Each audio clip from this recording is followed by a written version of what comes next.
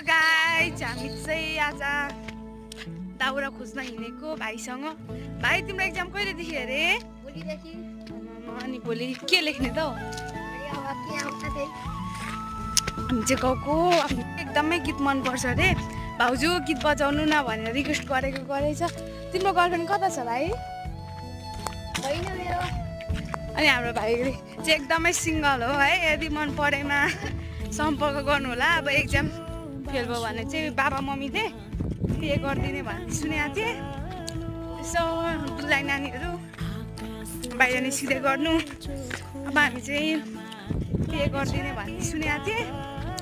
यसो दुलाई नानीहरू आज चाहिँ यस्तै छ है। एकदमै उकालो झर्दाखेरि ओह्रालो छ। यसलाई चाहिँ बाख्रो डाँडा भन्छ कि यहाँनिर चाहिँ। उहिले तपाईँहरूकोतिर वेदर चाहिँ कस्तो छ? हाम्रोतिर चाहिँ एकदमै घाम लागिरहेको छ है। मौसमले चाहिँ एकदमै साथ दिएछ नि त। अनि यो सानो नानीहरू भएपछि चाहिँ लुगाहरू सुकेन भने चाहिँ उपर मम्मीहरूलाई टेन्सन हुन्छ कि। न्यु बोर्न मम्मीहरूलाई त झन् गाह्रो हुन्छ।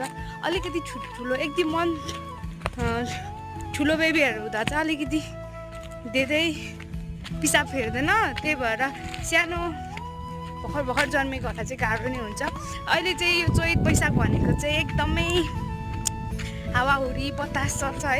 एकदमै रुखहरू कति मजाले हल्लिरहेको हुन्छ। हामीलाई चाहिँ एकदमै मनपर्छ कि। सानोमा हामी केटाकेटीमा हुँदाखेरि यो चैत वैशाख लागेपछि चाहिँ अर्कै छुट्टै मजा हुन्थ्यो क्या।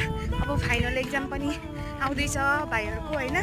हामी चाहिँ फाइनल एक्जाम आउने कहिले सक्छ र घुम्न जाने प्लान हुन्थ्यो क्या। अब न्यु इयर पनि आउँदैछ नि त। हामी नेपालीहरूको चाहिँ न्यु इयर एकदमै स्पेसल बनिसकेपछि त रहरहरू इच्छा आकाङ्क्षाहरू सबै तोडेर बच्चालाई खुसी कसरी पार्ने त्यस्तैमा दिन बित्छ है गाइज। मेरो चाहिँ आज चाहिँ फुर्सद निकालेर 2 घन्टाको लागि हामी जाँदैछौँ दाउरा खोज्नलाई। भाइलाई सहयोग गर न भनेर लिएर आएको। एकदमै घाम लागिरहेछ क्या। त धेरै उपरै गर्मी हुन्छ। तर 2-3 बजीदेखि चाहिँ हावाहुरीहरू चल्छ। अनि जङ्गल जान पनि एकदमै डर हुन्छ नि त। के गर्दै हुनुहुन्छ? एकदम बिजी व्यस्त हुनुहुन्छ होला सबैजना मकै छोड्नलाई। हामी पनि दाउरा बोक्नु।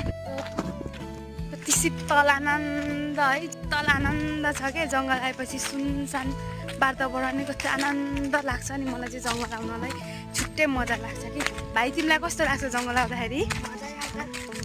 अनि हामी चाहिँ आज भयो भने पौडी खेल्न जाने प्लान छ। अलिकति छिटो आएर चाहिँ घरमा चाहिँ सानो बेबीहरू हुन्छ नि त। अलिक छिटो गरेर आउनुपर्छ। राम्रो